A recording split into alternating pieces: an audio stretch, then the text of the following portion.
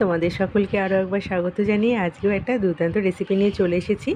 আজকে একটি মাত্র কাঁচা আলু দিয়ে মোগলাই পরোটা বানিয়ে দেখাবো এবং এই পরোটা খেতে এতটা টেস্টি হয় এবং এতটা ক্রিস্পি, পুরো ভিডিওটা না দেখলে বুঝতে পারবে না এবং কতটা আওয়াজ মুচমুচে হচ্ছে।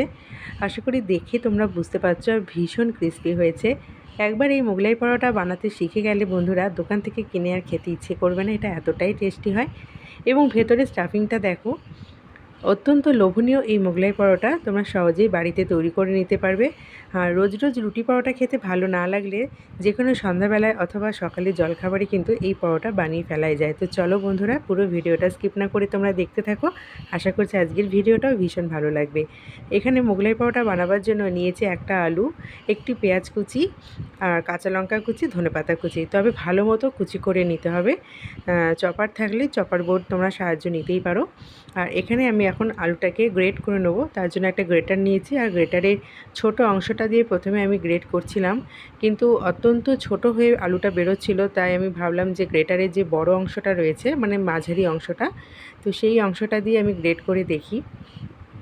তো তার জন্য আমি কিন্তু বড় অংশটা দিয়ে এখন গ্রেট করছি। আর অবশ্যই আলু গ্রেট করার সময় কিন্তু বন্ধুরা বাটির মধ্যে জল নিয়ে নেবে, কারণ আলুর মধ্যে দিয়ে একরকম কষ বেরোয়, তো সেই কষের জন্য আলুটা কিন্তু লাল হয়ে যায়। তার জন্য জলের মধ্যে রেখে কাজটা করলে আলুটা ফ্রেশ একদম পরিষ্কার থাকে। তো আমি এইভাবে জল পাল্টে নিয়েছি দুবার, আর এইভাবে জল পাল্টে আলুটাকে ভালো মতো ধুয়ে নিয়েছি। পরিষ্কার জলে এইভাবে আলুটা ধুয়ে নেবে, তাহলে আলুটা কিন্তু একদম পরিষ্কার থাকবে। আর এদিকে আমি যে উপকরণগুলো নিয়েছি, মানে পেঁয়াজ, লঙ্কা, ধনেপাতা কুচি, তার মধ্যে আমি আলুটা দিয়ে দিয়েছি।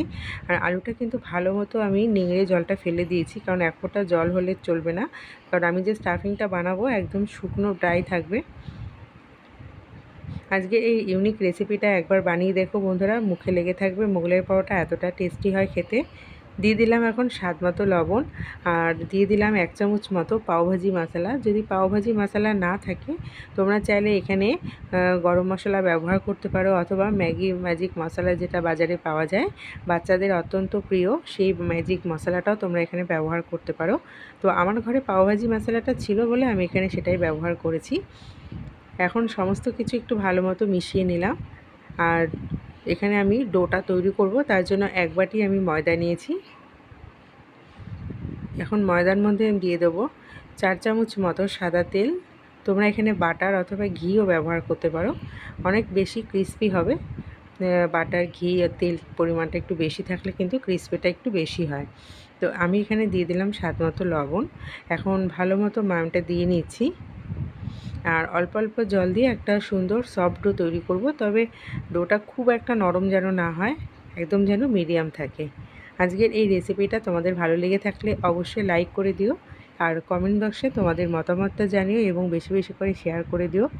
আর যদি নতুন বন্ধু কেউ এসে থাকো, প্লিজ চ্যানেলটিকে সাবস্ক্রাইব করে দেওয়া অনুরোধ রইল। আর পাশে থাকা বেল আইকনটিও কিন্তু অন করে রাখবে, আমি যখনই নতুন রেসিপি আপলোড করব নোটিফিকেশানটা সবার প্রথম তোমাদের কাছে গিয়ে পৌঁছে যাবে। আমি দেখো ডোটা কমপ্লিট হয়ে গেছে। এখন ডোটার মধ্যে একটু সাদা তেল মাখিয়ে আমি 10 মিনিট মতো ডোটাকে রেস্টে রেখে দেবো। আর এখন একটা বাটি আমি চাপা দিয়ে এইভাবে রেখে দিলাম। 10 মিনিট বাদে আমি ফিরে এসেছি। এখন ডোটা থেকে লেচি কেটে নেব। আমি নর্মাল রুটি করার মতো লেচি কেটে নিচ্ছি, ছোট বড় তোমরা সাইজ করে নিতে পারো। খুব সহজে কিন্তু এই মোগলাই পরোটা তোমরা বানিয়ে ফেলতে পারবে। আর ভীষণ বাচ্চাদের মানে এত ভালোবাসবে খেতে, মানে কি বলবো, একবার যদি বানিয়ে না দেখেছো বিশ্বাস করতে পারবে না। আমার বাড়ির বাচ্চারা কিন্তু সবসময় এটা খেতে ভালোবাসে, তার জন্য প্রায় আমি এটা বানিয়ে থাকি। তো সকালে জলখাবারে বা স্কুলের টিফিনও এটা বানিয়ে দিতে পারো বাচ্চাদের।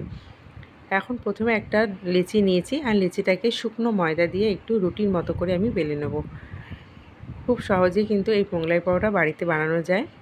দেখো আমি কিভাবে বানাচ্ছি। প্রথমে একটা বড় সাইজের রুটি বানিয়ে নিচ্ছি।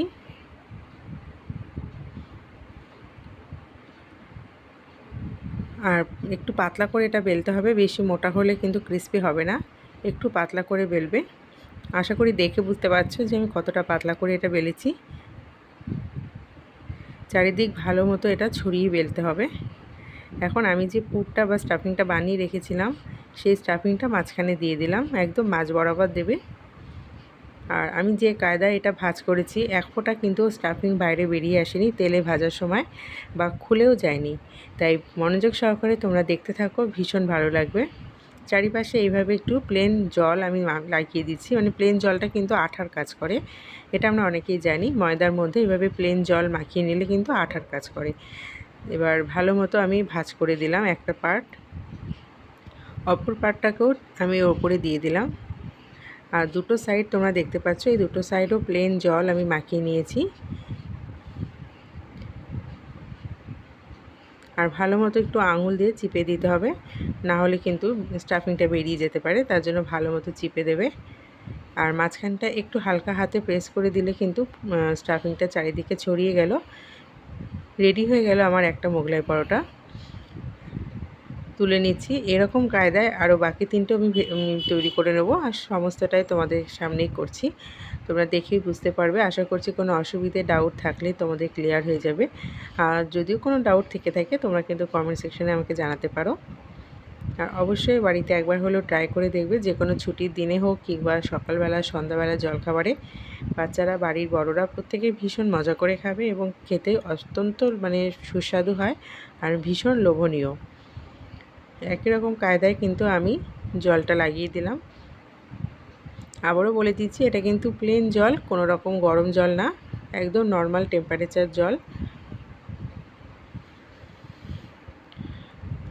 একটার উপর আর একটা পার্ট আমি দিয়ে দিয়েছি, আর দুপাশে আবারও একটু জল লাগিয়ে আমি মাথার দিকটা, পেছনে নিচের দিকটা, মানে দুটো দিক আমি এভাবে বন্ধ করে দিলাম। আর আঙুল দিয়ে একটু শক্ত করে পেস্ট করে দিতে হবে। হালকা হাতে মাঝখানটা একটু ডাবিয়ে দিলাম যাতে স্টাফিংটা চারিদিকে ছড়িয়ে যায়। এরপরে যে কাজটা আমাকে করতে হবে সেটা হচ্ছে, একটা কাঁটা চামচ আমি নিয়ে নিয়েছি। দুটো পরোটা একসাথে রেখে দিলাম, আর একটা কাঁটা চামচ আমি নিয়ে ঠিক একটু হালকা মতো আমি এইভাবে করে ফুটো মতো করে দিচ্ছি, মানে খুব একটা ফুটো না, জাস্ট হালকা ছোঁয়া, মানে ছোঁয়ার মতো। এতে কি হবে, আমার খুলে যাবে না, মানে আমি যে ভাঁজ করে দিয়েছি না, ওটা খুলবে না। আর যদি এটা না করা হয় তাহলে কিন্তু অনেক সময় তেলে দেওয়ার পর অংশগুলো খুলতে থাকে, পার্টগুলো, আর খুলে গেলে তো স্টাফিংটা বেরিয়ে যাবে। তার জন্য একটা কাঁটা চামচ দিয়ে ঠিক এই রকম কায়দায় একটু ছোপ ছোপ মতো বসিয়ে দিলে কিন্তু ওটার খুলে যাবে না। তো আবারও আমি একটা বানিয়ে নিচ্ছি, দেখো খুব সহজেই কিন্তু এটা বানানো যায়, এবং এর সাথে আলাদা করে কোনো তরকারির প্রয়োজন পড়বে না, কারণ এর ভেতরে যে স্টাফিংটা রয়েছে, এই স্টাফিংটা এতটা লোভনীয় হয় যে পরোটাটা খাওয়ার সময় কিন্তু মুখে দিলে মিলিয়ে যাবে। আর এর সঙ্গে একটু সস দিয়ে দিলে বাচ্চাদের কিন্তু আর কিছুই লাগবে না, বা বড়দের ক্ষেত্রেও বলছি। তো একই কায়দায় কিন্তু আমি দেখো তৈরি করে নিয়েছি 4টে পরোটা। তো এখন কড়াইতে আমি তেলটা দিয়েছি, আর তেলটা কিন্তু মিডিয়াম গরম করতে হবে, খুব একটা বেশি গরম হলে আবার পরোটার ওপর দিকটা তাড়াতাড়ি ভাজা হয়ে যাবে, ভেতরের স্টাফিংটা কাঁচা থেকে যাবে। তাই মিডিয়াম, একদম মিডিয়াম যখন গরম হবে তখন পরোটাগুলো আস্তে আস্তে দিয়ে দিতে হবে। আর একটু সময় নিয়ে ভাজতে হবে, কারণ আমি এখানে শ্যুট করছি তাই এখানে একটু ফাস্ট দেখানো হয়েছে, কিন্তু এতটা ফাস্ট ভাজলে চলবে না, একটু আস্তে আস্তে এটা ভাজতে হবে। যতটা সময় নিয়ে ভাজবে দেখবে পরোটাগুলো ততটাই ক্রিস্পি হয়েছে এবং খুব সুন্দর একটা কালার আসবে, আর খেতে ততটাই সুন্দর লাগবে। কতটা সুন্দরভাবে ফুলেছে পরোটাগুলো তোমরা দেখেই বুঝতে পারছো। এই কায়দায় একবার বানিয়ে দেখো বন্ধুরা, মুখে লেগে থাকবে। এটা এতটা টেস্টি হয় আর এতটা লোভনীয় হয়, বাড়ির বাচ্চা বড় প্রত্যেকে কিন্তু বাইরের মোগলাই পরোটা না খেয়ে এই পরোটা খাওয়ার জন্য বায়না করবে। এই রকম কায়দায় কিন্তু আমি পরোটাগুলো ভেজে নিচ্ছি। একটা পরোটা আমি উল্টে দিয়েছি, আর সেকেন্ড পরোটা আমি পাশে দিয়ে দিলাম। যেহেতু অনেকটা জায়গা ছিল, জায়গা থাকলে দুটো করে ভাজলে কোনো অসুবিধা নেই, আর জায়গা কম থাকলে অবশ্যই একটা করে ভাজবে। আর একটু ডুবো তেলে এটা ভাজতে হবে, ডুবো তেলে না ভাজলে পরোটাগুলো ফুলবে না ভালো, আর ক্রিস্পি হবে না। আর ময়ামটা অবশ্যই তেল, ঘি অথবা বাটার যেটাই দাও না কেন পরিমাণটা ঠিক দেবে, তাহলে দেখবে খুব সুন্দর ক্রিস্পি হবে। অনেকের কমেন্টস থাকে যে পরোটা বানাবার সময় ক্রিস্পি হয় না বা ফোলে না, নরম থেকে যায়। ময়ামটা ঠিকঠাক না হলে কিন্তু এই সমস্যাগুলো হবে। আর ভাজার ক্ষেত্রে তেলের আঁচটা একদম মিডিয়াম রাখতে হবে, লো টু মিডিয়াম রেখে এটা ভাজতে হবে। দেখবে আস্তে আস্তে সময় নিয়ে ভাজবে, খুব সুন্দরভাবে ফুলবে। দেখো প্রত্যেকটা পরোটা কিন্তু দুর্দান্ত হয়েছে এবং কতটা ক্রিস্পি লাগছে তোমরা দেখেই বুঝতে পারছো। এই কায়দায় একবার বানিয়ে দেখো বন্ধুরা, মুখে লেগে থাকবে, এটা এতটা টেস্টি হয়, বাচ্চাদের টিফিনেও দিয়ে দিতে পারবে। একটু সময় নিয়ে এগুলো ভাজলে কিন্তু খুব সুন্দরভাবে ক্রিস্পি হবে। এগুলো শুধুই খাওয়া যায়, এর জন্য কোনো আলাদা তরকারি প্রয়োজন পড়বে না, সস দিয়েও তোমরা এটা খেয়ে নিতে পারবে। তো আমার কিন্তু ভাজা হয়ে গেছে, এখন আমি তুলে নেব। আমার তো দেখেই লোভ লাগছে, সত্যি এটা এতটা সুন্দর খেতে হয়। আর আমার বাড়িতে প্রায় এটা বানানো হয়ে থাকে। তো সত্যি বলছি, এটা খাওয়ার পর আর বাইরে থেকে মোগলাই পরোটা আমরা কিনে খাই না, মানে এটা এতটা টেস্টি হয়। যখনই চটজলদি কিছু খাবার ইচ্ছা হয় আমরা কিন্তু এটা বানিয়ে নিই। এমনকি বৃষ্টি মরশুমে সন্ধ্যাবেলার দিকেও কিন্তু চা কফির সঙ্গে বা বাড়িতে কোনো অতিথি আসলো, চটজলদি তোমরা কিন্তু এই নাস্তাটা বানিয়ে নিতে পারবে। মাত্র হাতে 10 মিনিট থাকলে কিন্তু এই নাস্তাটা তোমরা বানিয়ে ফেলতে পারবে। এটা এতটা টেস্টি হয় এবং এতটা ইজি হয়। একটা টিস্যু পেপারের ওপর রাখবে, তাহলে কিন্তু এক্সট্রা যে অয়েলটা রয়েছে অ্যাবজর্ব করে নেবে। একই রকম কায়দায় আমি বাকি দুটো পরোটাও কিন্তু দিয়ে দিচ্ছি।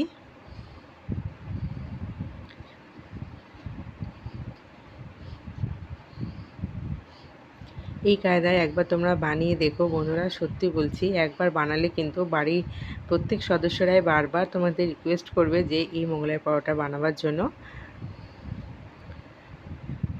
আর কতটা আস্তে আস্তে এটা ভাজা হবে দেখেই বুঝতে পারছো।